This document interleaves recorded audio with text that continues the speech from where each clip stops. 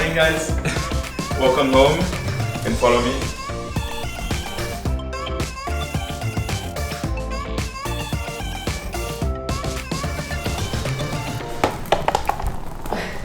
Yeah, it's funny how life changes. Before, when I was coming back from a race, more often than not, if it was successful, I would, enjoy to go out and party and meet up with my friends, and some of them are also in the racing world, so we always used to link up on the Sundays or on the week after. But no, nowadays I think I appreciate the peace and the calm, to be fair.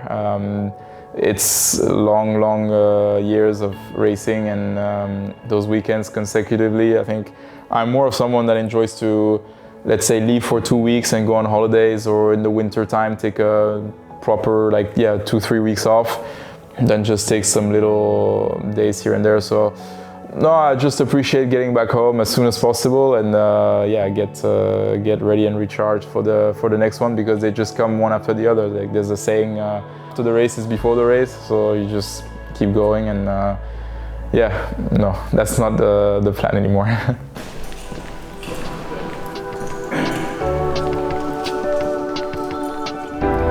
Je t'en pensais.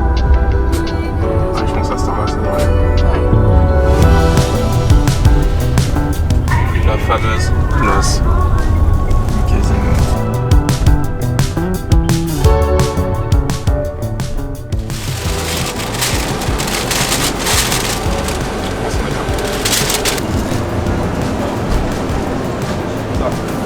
Ouais. Ouais, j'imagine. Ça c'est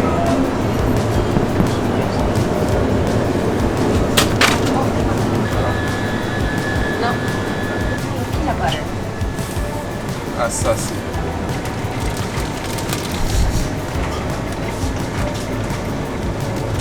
Messieurs, 70, s'il vous plaît. So, for the ones that know racing, we're on a bit of the track right now. Maybe we can go for a hot lap, but a bit of traffic. A small portion of the track, but nonetheless. Normally you would go there, but we're gonna go home. No, the racing driver's life is, people have this impression that everything is easy and smooth and glamorous, and that there's not many sacrifices. I'm always more now on the appreciative side and the thankful side, rather than what it took away from me. I think obviously as a kid, when my career started very early in the professional side, with Bentley, I was only 18 or 19 years old when we were traveling around the world, doing 200, even more days a year for development, testing, racing events. So it doesn't take much out of you. It's just that to have a regular life is a bit more compromised, because you just travel around the world, which sounds super exciting, but it can get in your head a bit at some point, when you have to also perform on the side. It's not just leisure, it's actually a sport. So I can refer to all these other sports where they just travel around the world, and it's a circus from the first day of the year to the last. As you say, living in Monaco, we have the chance to share a lot of good moments with a lot of professional athletes, and there is this sense of when we always get back together and have a chill downtime, everyone's from the outside everything looks nice and smooth, but I think all the struggles and all the moments where they don't exactly go the way you want is now has become experience, and toughens you up for what's coming for the future. And I can recall all my experiences as positive nowadays, because for sure when you leave the home here to go live in the UK or somewhere else, or you think, what am I doing? I'm alone, but it builds you, and you realize then you become much more appreciative of the smaller things. And then obviously the wins, that's how they're molded. They're not just born in a day, and it doesn't just happen like this. You have to keep improving and always keep learning, and those are these experiences that make you better.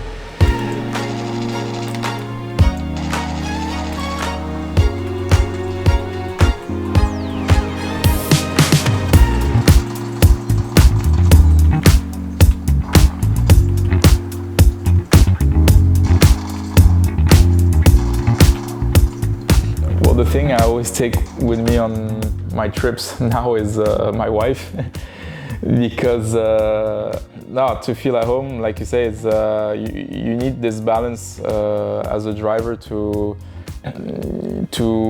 make the difference between, you know, when to let go a bit, when to, you know, think, and when not to overthink.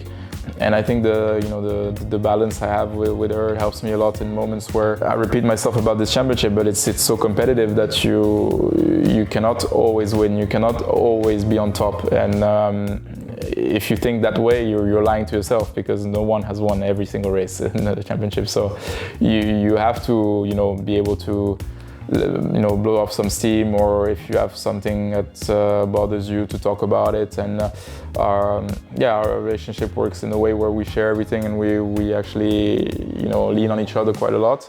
It also works great with the team. Everyone makes her feel a part of it 100%.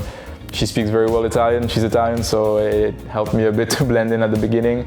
And yeah, we're just going race by race, and she's a big support.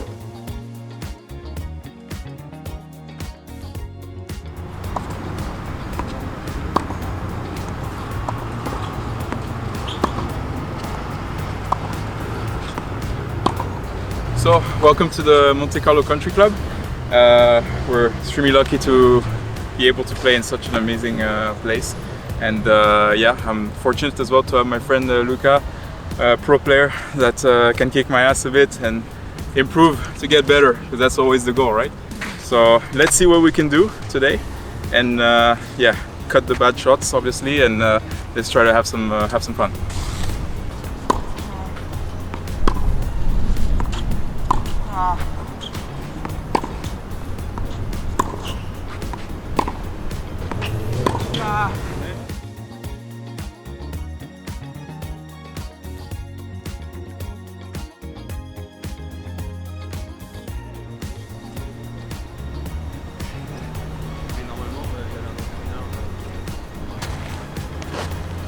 Already broken. No, when it comes to simulator and all that stuff, I think when I get back home, the racing stuff, it stops at the door. I have to accept and respect the fact that it does work. There is a lot of, you know, competitive sim races coming up the ranks now, and you have to admit everyone's a bit different. You know, for me, it's more of a when I step home, it's a disconnect completely from this world. Still work, you know, we still have some debriefs with the engineers. Do work with the sim in Monaco when there is some tracks which I haven't been to, or need some refresh on a few things. But I tend to be more of the team that disconnects from the racing world as soon as I get home, because it's a busy enough paddock to not have it keep it going in your life every day.